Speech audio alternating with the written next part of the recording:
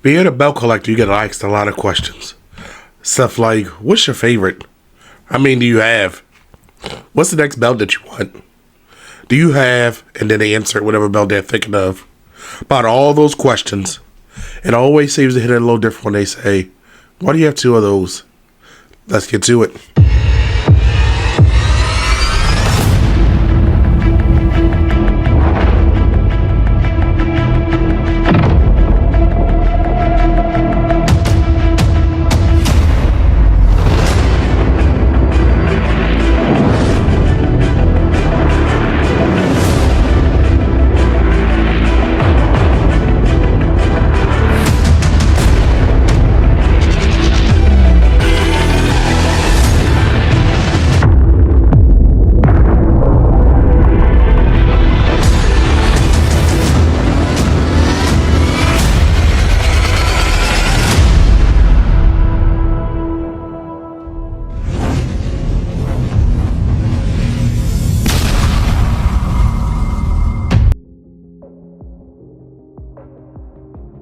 Welcome to the Wrestling World Presents Season 2 of Championship Culture. I'm Brandon the Guy, and remember, every belt has a story. Now, if you paid attention to the channel, I kind of had this WrestleMania cough, hacking for like 2 weeks. Thought it was gone. Oh, no. It came back with a vengeance. So forgive me if I sound a little funny, because we're going to get through this, because guess what? On today's show, let me remind you of a couple quick things. Did you know that you can watch all of the Wrestling Realm content anytime just by going to youtube.com/The Wrestling Realm. This includes all 25 episodes of Season 1. You can follow us on all social media platforms, which include Instagram, Threads, X, and Facebook by using @Wrestling Realm. And also Championship Culture _ on Instagram. Don't forget to like and subscribe and engage in the conversation, because guess what? We do engage, and we will talk about some belts, and we talk about all things wrestling. Now, you can download all of our audio content anytime just by going to Anchor, Stitcher, Podbean, Apple Podcasts, Spotify, or Google Podcasts. You can watch us and subscribe to our Twitch channel just by going to @The Wrestling Realm. Now, it might be too late to get into the NBA Finals and all the different things that's going on with that type of sport, but baseball is here, right? And still live concerts, so if you want to save some money on purchases for any kind of concerts, live events, sporting events, let the guys at the Wrestling Realm help you out. Just by going over to SeatGeek.com and use the promo code The Wrestling Realm. It'll save you $20 on any purchase of $50 or more. And the way that these tickets prices are set up, I guarantee you'll be able to use that code The Wrestling Realm. Just head over to SeatGeek.com and let the guys at the Wrestling Realm save you some money. When I first started collecting, I always thought that it was strange when people had two of the same belt. I've said it before in the flagship show of the Wrestling Realm Now podcast, and also on Championship Culture.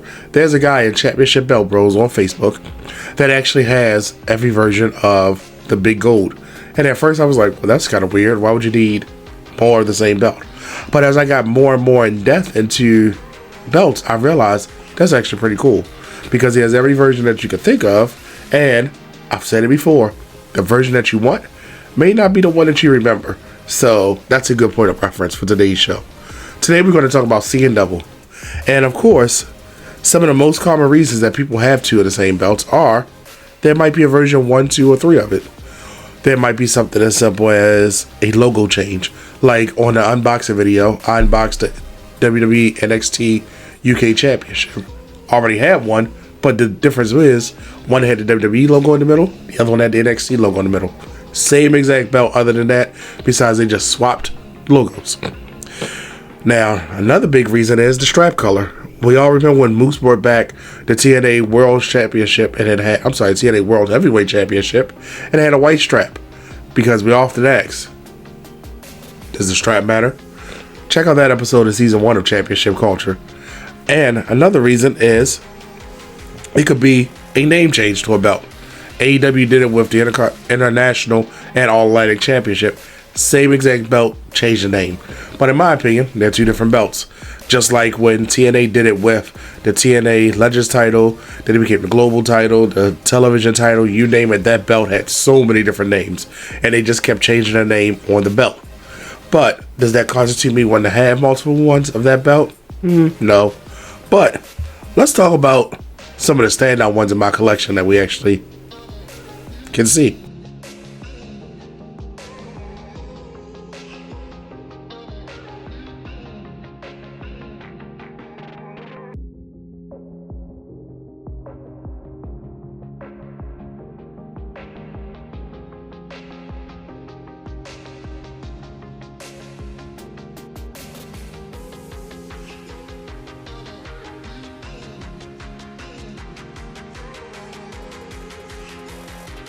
Now, as you can see from most of the pictures of the AEW title, at first glance they do look the same.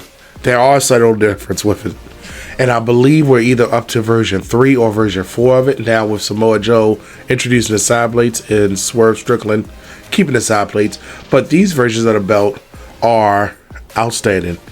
The different versions had different floor patterns where they were. It was more gold added to them. The strap on my two versions are a little different because they were made by different makers.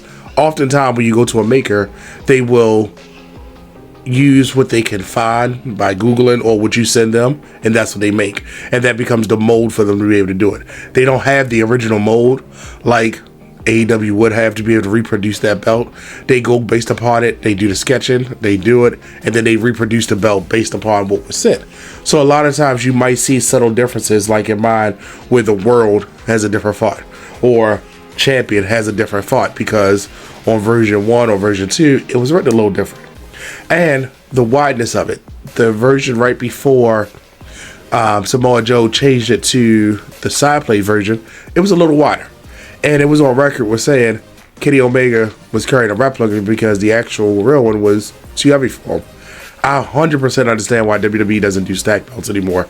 After owning 3, because I had 3 of these belts at one time, the very first one I had wasn't stacked. It was just 2mm, and it didn't have a weight to it, but it was different and it was unique. Now, having these two, one is a 4mm and one is a 3mm stacked, they are stacked and they're heavy and they just literally sit in the case. They do not leave the house. I don't think I could ever take them out outside of maybe going to take them somewhere to get signed, because now I want a signature kick. But I will tell you this about the belt. Let's get a little bit quick facts about it. For the AEW title, some of the most standout moments has to come from, well, better yet, let me play this clip because he explains it very well. And the first episode came and it was great, but they did a title reveal, and in that title reveal they showed this title, this wonderful looking title. It was this big gold beautiful title.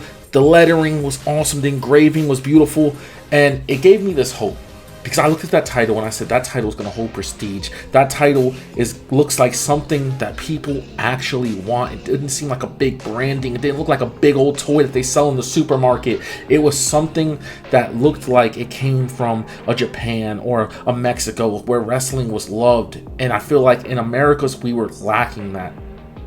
And this title has only held up its end of the promise. Nick Ram said it best. The reveal of the belt was probably the most standout moment for me as a belt guy, because when AEW started, they had to come out of the gate swinging. They had to do something different. They had to catch your attention, and this belt caught your attention. Of course, my favorite wrestler to hold the belt is Jericho.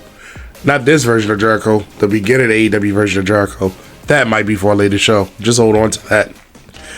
A career-defining moment would definitely be when Swerve Strickland won the belt. This was not only career-defining because he was the first African-American champion to hold that AEW title, but it was the fact that he was the first out of all the lineage of who's who that held it. The first one to really have, you could argue Adam Page, but he's the first one that really felt like, this is my world title, this is my time to shine, this is what I've been working with, this is what I've been grinding for. A validation moment. So that's why I say it was a career defining moment for him, because it meant more.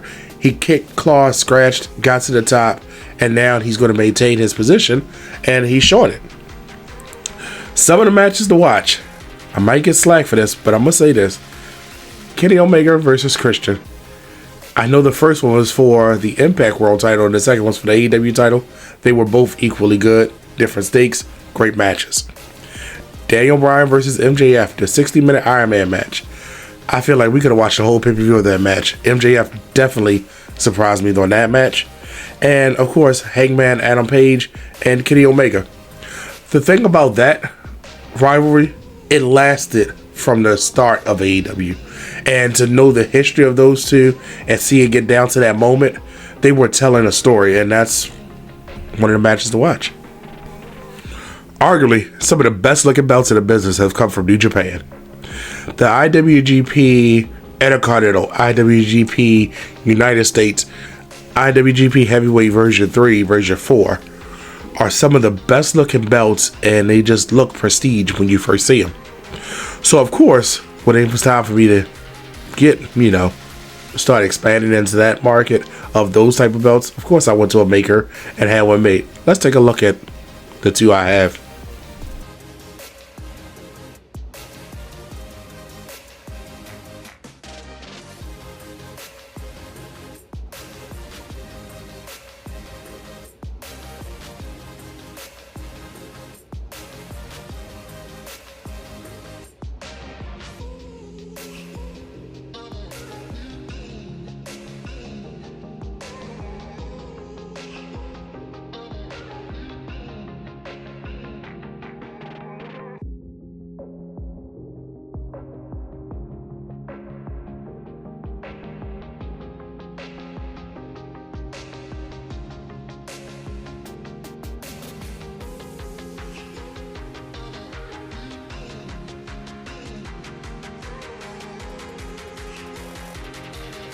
So as you can see, clearly two different people made the belt.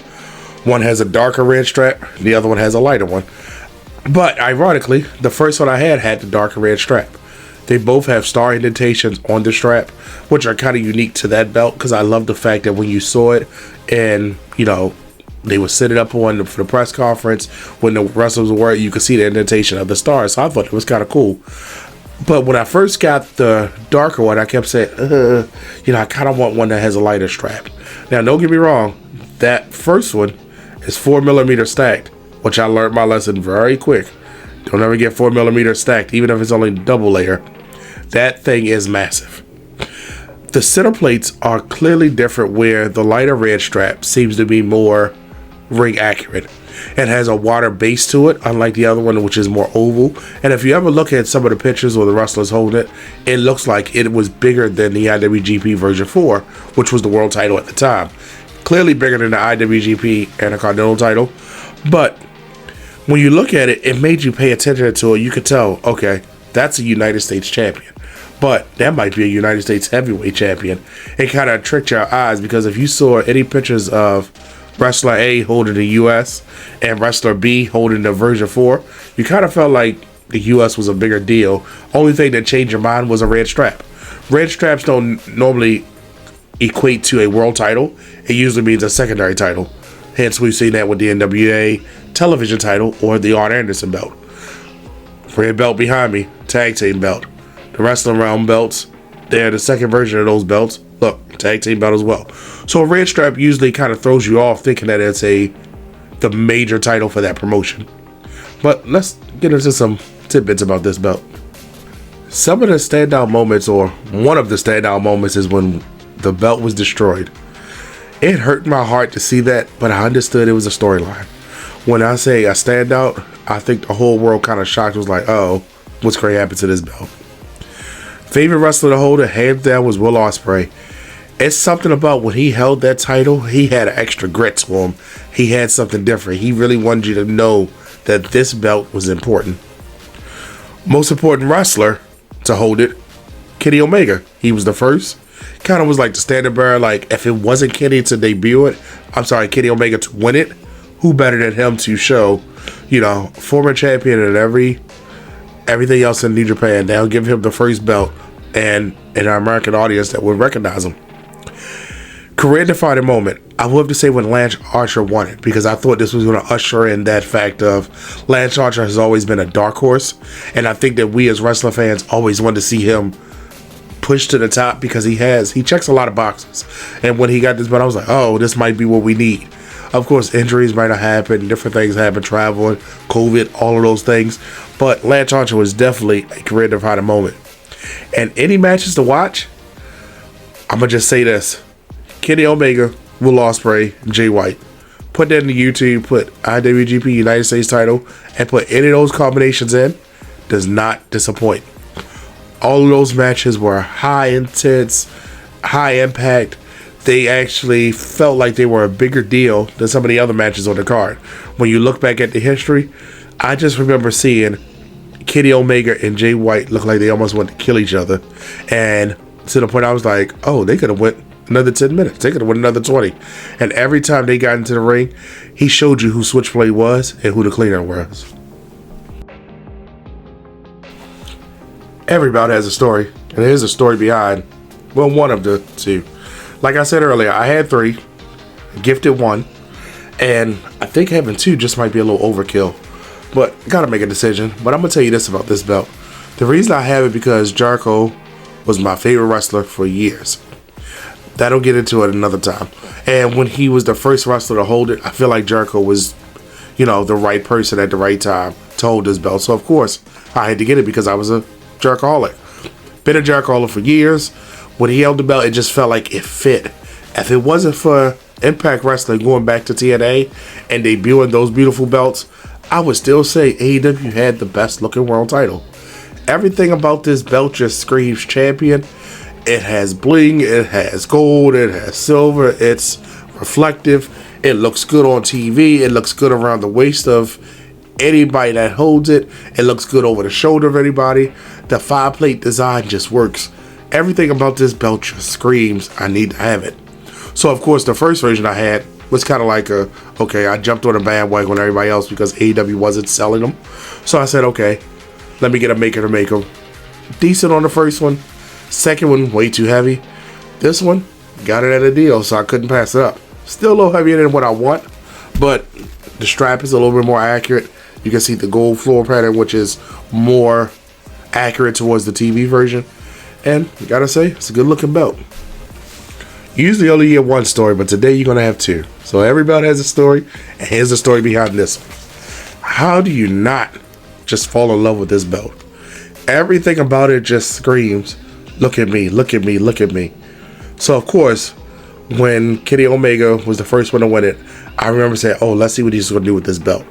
So when I found a maker to make it, the first one, I was a little disappointed because the color of the strap wasn't right. And when I say it wasn't right, it was too dark. And I know over time, the wrestler's body, all the sweat may change the color of the strap, but I wanted an accurate one. And because the center plate wasn't as wide on the first version, that's why when I had an opportunity to buy this, I had a good deal, because I never paid regular price for belts. I always look for deals. If you're looking for a deal, hit me up. I'll help you find one.